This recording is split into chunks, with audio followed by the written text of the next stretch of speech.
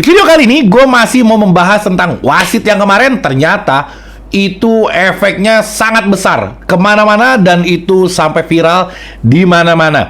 Salah satunya yang baru aja bersuara ini adalah pelatih dari PSM Makassar. Dia juga marah-marah, ngamuk-ngamuk di konferensi persnya karena kepemimpinan wasit yang menurut dia kurang baik dan dia merasa selalu dirugikan oleh wasit. Ada Persija Jakarta, ada PSM Makassar.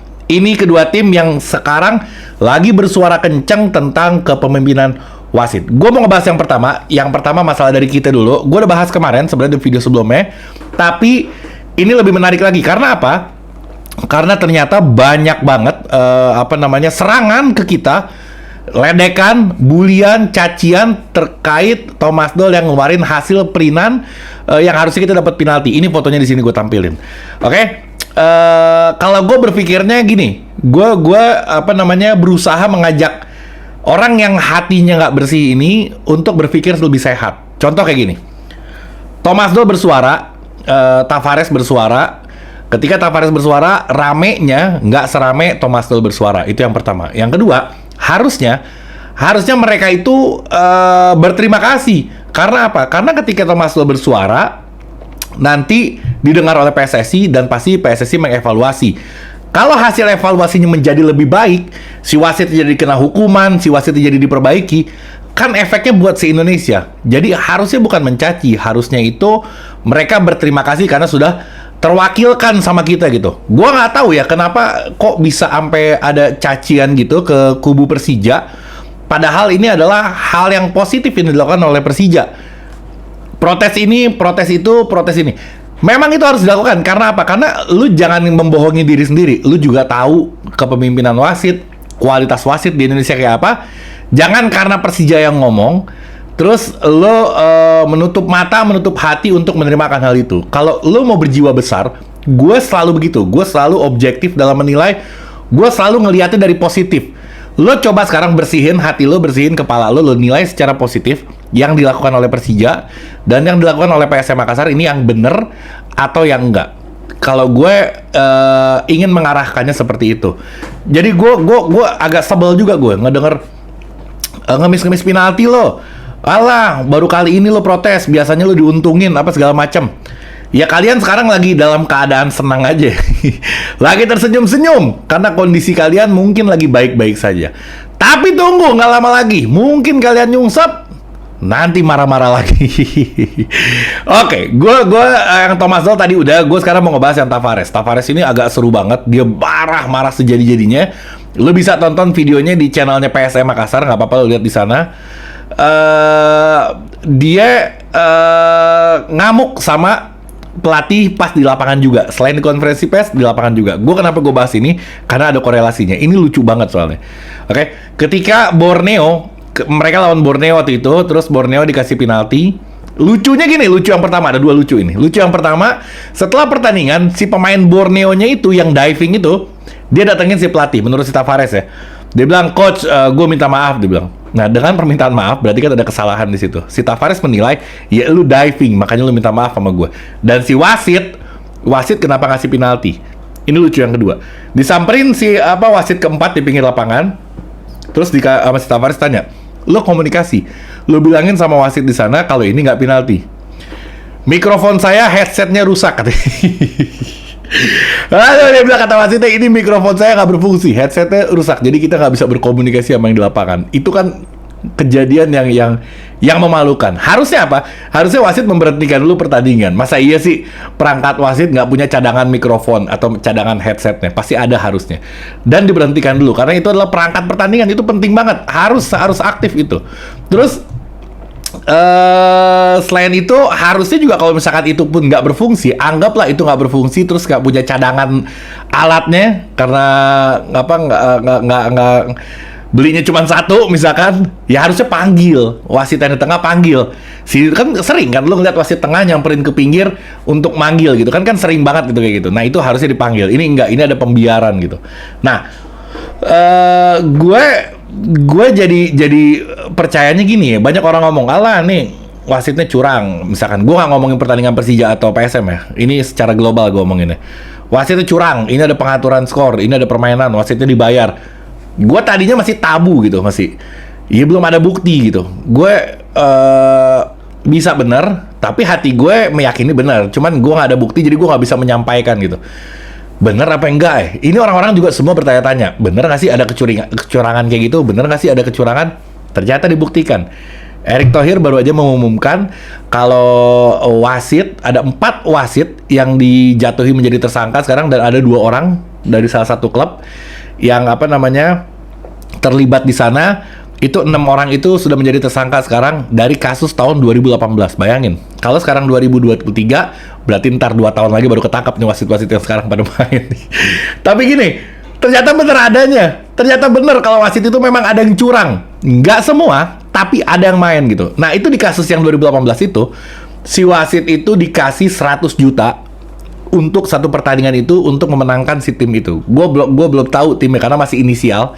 Nama wasit itu juga masih inisial, belum tahu klubnya apa. Harusnya klubnya dihukum berat gitu ya. Siapapun klubnya, nggak taunya Persija, nggak apa-apa ya, harus adil gitu ya. Kalaupun Persija ya harus dihukum tetap. Oke, 100 juta. Ya 100 juta buat gue tahun 2018 goyang juga imannya si wasit sih kalau misalkan ditawarin 100 juta. Cuman 100 juta ini angka yang lumayan gede. Apa iya si klub untungnya lebih dari itu gitu? Kalau nggak judi misalkan, bisa jadi ada judi di situ. Nggak mungkin lu ngasih 100 juta setiap pertandingan. Total dia, menurut pengakuan dia, total sudah mengeluarkan duit 1 miliar untuk penyuapan kepada wasit. Dan berarti kalau 100 juta satu game, berarti ada 10 game yang ada pengaturan di situ oleh satu klub. Dan banyak klub lain mungkin yang belum ketahuan aja. Nah, 100 juta dikeluarin, untungnya berapa gue nggak tahu deh itu. Itu mungkin kalau ngarepin, kan pada bilang gini pemilik klub, bola itu nggak untung. Punya klub sepak bola itu nggak untung. Tapi nyatanya bisa bayar 100 juta satu pertandingan ya, masa iya nggak untung? Kalau nggak untung, kalau gue bisnis, gue nggak untung, gue akan berhentikan bisnis gue. Jadi punya klub sepak bola itu untung lah, masa nggak untung? Kalau nggak untung, nggak mungkin pada berantem di PSSI.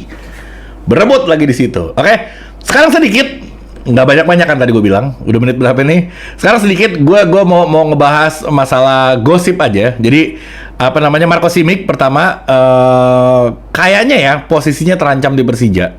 Kenapa? Karena dia performanya nggak balik-balik, nggak bagus, dan memang di akhir musim terakhir main di Persija juga performanya udah hancur, jatuh-jatuhan mulu. Dan sekarang cedera terus. Dia bilang kayak gini, Simic mengaku frustasi di Persija. Jadi dia bilang, saya ada tekanan ini, tekanan itu, tapi saya frustasi. Ya bukan lo doang, gue juga frustasi ngeliatin lo. Enak aja, emang lo doang yang frustasi. Sama, gue juga frustasi ngeliatin lo kayak begitu. Oke? Dia bilang kayak gini, ini yang bikin gue kaget kalimatnya. Ini sulit, akan sangat sedih, tapi ini bukanlah akhir dari diriku. Ya salam. Aku tahu apa yang aku bisa, aku tidak akan pernah menyerah sampai aku puas. Begitupun nuntut Persija lo, lu juga gak akan pernah menyerah sampai lu puas. Muke gile.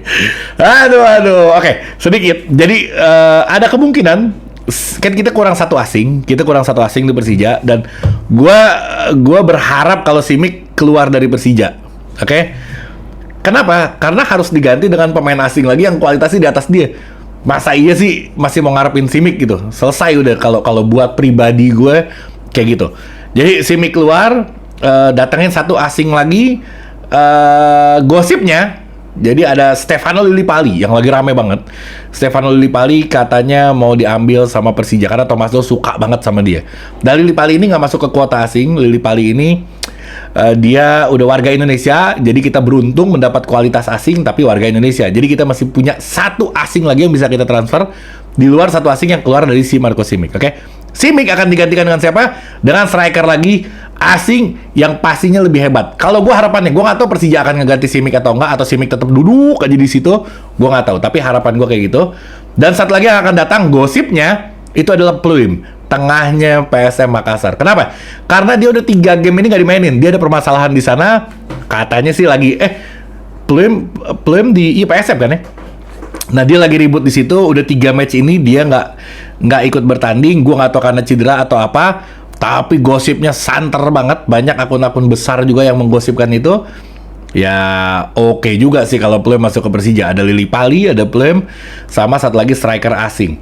Wah, ini bakal dahsyat. Ini gosip-gosip ringan aja. Gue sambil ngegosip, sambil gue berharap gitu. Tapi kalau Pluim, gue nggak berharap banget. Kalau Lillipali, Gue sangat amat berharap. Ini orang gila ini mainnya. Kalau Plum tercenderung lambat, tapi memang akurasi passingnya. Dia bukan tipikal pemain yang pelari gitu. Oke. Dan satu asing laginya, striker harus, gue nggak tahu siapa ya, belum ketemu bocoran-bocorannya. Tapi yang pasti itu harus ada yang masuk. Ngegantiin striker-striker kita yang ada. Kita berharap sama Simic nggak bisa. Ada Samosir kemarin nggak jalan juga. Aji Kusuma juga udah gitu support bisa-bisan juga nggak jalan juga di striker. Ya langkahnya kita harus punya satu striker asing lagi. Satu atau dua lah paling nggak. Kalau nggak Pluim, tengah kita udah ada Gayos kuat cukup. Ya kita ambil 2 striker lagi sama Stefano Lillipali. Waduh itu kalau kejadian, gila keren banget. Cukup sekian karena ini singkat. Jadi gua akhiri sampai sini dan gua akan bikin konten lagi di video berikutnya. Oh iya, lo ke Instagram gue yang Persija Insight, nanti gue akan ada acara hari di match day tanggal 30. Itu gue ada podcast talk show bersama beberapa tamu undang. Wah ini bakal keren banget. Nanti gue akan umumin di Instagram. Makanya lo follow Instagram gue yang Persija Insight. Nanti gue akan posting di situ. Ada live streaming juga. Wah ini keren deh. Ini akan menjadi dahsyat luar biasa. Nanti gue akan umumin segera. Oke, assalamualaikum warahmatullahi wabarakatuh.